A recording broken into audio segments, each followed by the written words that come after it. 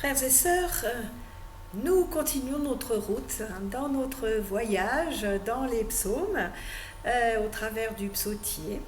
Et c'est aujourd'hui le psaume 6 que nous allons aborder avec toujours l'appui des commentaires des pasteurs Maillot et Lelièvre ainsi que du Père Vesco. Alors je vous invite à lire ce psaume 6 donc pour lequel la numérotation était identique dans les éditions protestantes et catholiques de nos Bibles. Le psaume précédent, le psaume 5, se passait au matin. Et là, c'est la nuit, donc qui succède au jour. Donc les jours se suivent et ne se ressemblent pas, mais la prière du psalmiste persévère. Et elle persévère au matin aussi bien que dans les ténèbres. Et Dieu, alors, y est attentif à tout moment. On retrouve au verset 10-11 comme une sorte de réponse au psaume 4 où le psalmiste suppliait « Prends pitié de moi et écoute ma prière ». Ce à quoi, effectivement, le psaume 6 répond au verset 10 « Il a écouté, Yahvé, mon appel à la pitié ».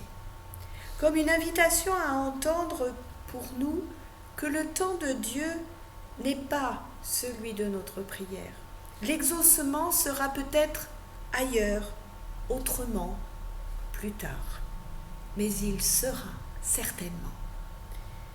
Vous l'avez entendu ici encore, le psalmiste reprend sa supplication. Elle s'adresse longuement à Dieu. Et le tableau qu'elle dresse est dramatique, avec l'allusion au Sheol, donc à la mort. Mais elle s'adresse aussi brièvement aux impies. Cette angoisse exprimée et même cette colère qui éclate dans l'imprécation finale, jetée à l'encontre des ennemis, n'empêche pas la manifestation de la confiance du psalmiste envers son Dieu. En effet, l'exaucement ne tarde pas. Et on assiste au cours de la prière à une suite de retournements de situation.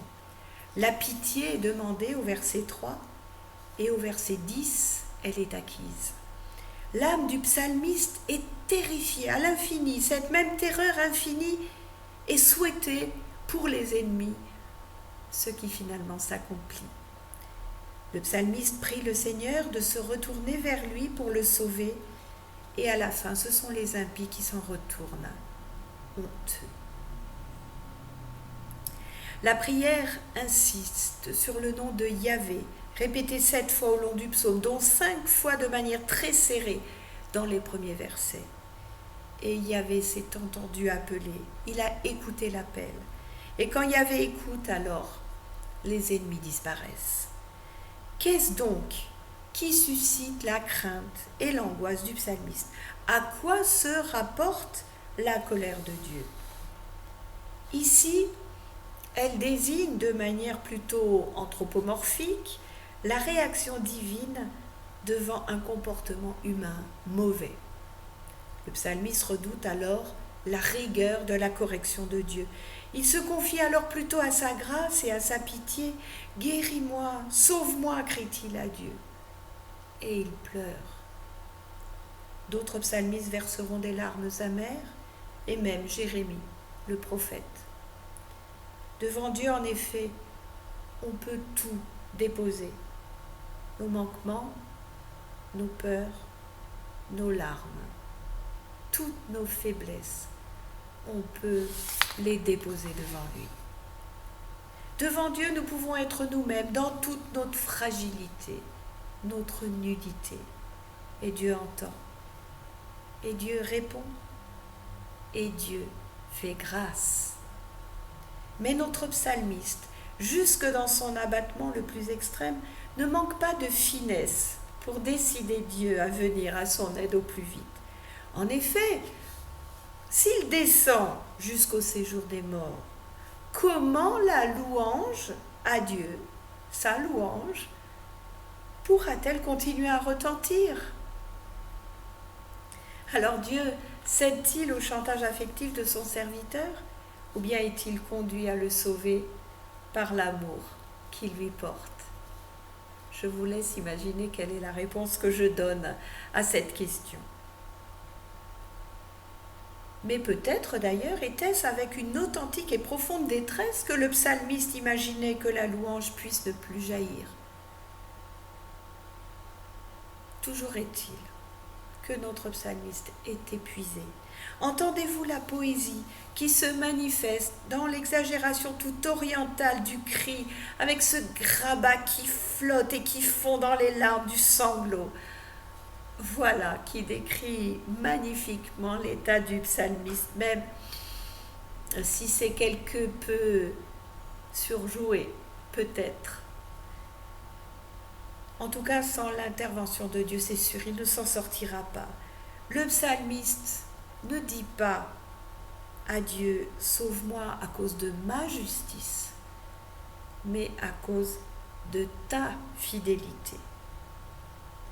Et Dieu ne lui manque pas, Dieu intervient. Après avoir tellement pleuré, peut-être a-t-il évacué ainsi une partie de sa détresse. Et notre psalmiste retrouve soudainement, semble-t-il, sa confiance en Dieu, qui est déjà intervenu à sa faveur. De quelle intervention s'agit-il ici? Eh bien, nous ne le savons pas. Mais le psalmiste a reçu une preuve sensible de la présence attentive de Dieu à ses côtés, pour lui. En tant que pasteur, il a pu m'arriver qu'on me fasse le récit très intime et toujours très émouvant, très touchant, de tels moments de grâce, où au beau milieu du drame ou de l'angoisse, il semble que l'aile divine nous effleure et nous ne nous sentons plus seuls. La vie alors reprend brusquement une autre couleur. Voilà donc une invitation qui nous est adressée pour que nous n'hésitions pas à épancher nos larmes et nos alarmes sur le cœur de Dieu. Car alors à coup sûr, nous découvrirons qu'il est déjà intervenu pour nous sauver. Dès lors, le courage revient, les ennemis ne peuvent plus rien contre notre psalmiste, ne peuvent plus rien contre nous non plus. Comme le psalmiste, quand nous sommes dans la détresse, le temps se fait long. Jusque à quand, Seigneur, gémissons-nous avec lui? Les nuits passées dans l'angoisse ou dans la douleur de la maladie, du deuil, peuvent nous donner très justement une idée de ce qui s'exprime là dans cet appel désespéré. Jusque à quand, Seigneur? À quand la guérison? Cette guérison semble ne pouvoir venir que de Dieu. C'est lui seul, qui ramène la paix dans le cœur avant qu'il ne soit trop tard, avant de sombrer dans le shéol. Et Dieu entend l'appel. Et parce que le psalmiste est convaincu que Dieu l'a entendu, alors il retrouve sa confiance. Serait-ce là le travail de la prière elle-même, qui dans le fait même de nous remettre en relation avec Dieu nous ouvre les portes de cet avenir qui nous paraissait tellement bouché? C'est encore un psaume qui peut nous parler aujourd'hui, n'est-ce pas? Dans toutes les situations où les issues nous semblent bloquées.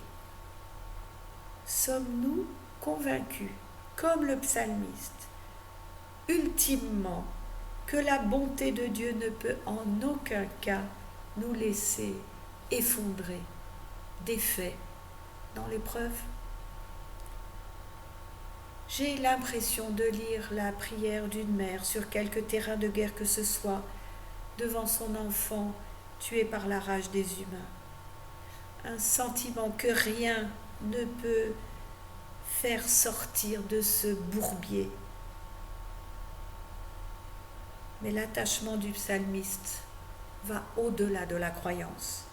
Il est adhésion à une certitude indéracinable. Il n'est pas possible qu'il n'y ait rien devant la détresse humaine totale. C'est alors que le priant, descendu au plus profond de lui-même, ayant exprimé la violence du désarroi, rencontre une paix paradoxale. Dieu est là en dépit de toute raison. On retrouve cela chez Job, bien sûr, qui ne se laisse pas détourner de Dieu, ni par sa femme, ni par ses amis, pourtant tous bien intentionnés. Si Dieu est Dieu, alors sa fidélité ne peut pas faillir. Voilà ce qui le tient. Le croyant, malgré les vicissitudes de son existence, garde au fond de lui le souvenir des expériences lumineuses et sait que malgré tout, malgré les apparences, il les retrouvera. Le temps de la descente peut être plus ou moins long, mais pour celui qui a goûté la présence de Dieu au fond de lui, il sait à coup sûr qu'il la retrouvera.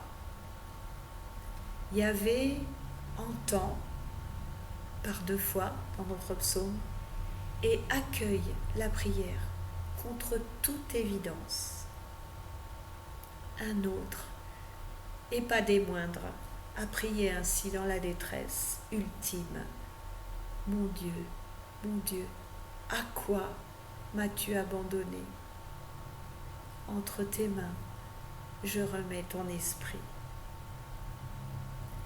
Voilà donc un beau psaume pourtant de désarroi et de crise comme celle que nous traversons, en nous raccrochant à la confiance que, ultimement, Dieu répond toujours, et peut-être même a-t-il déjà répondu, mais que nous n'en avons pas pris conscience. Alors plongeons dans la confiance à Dieu. Amen.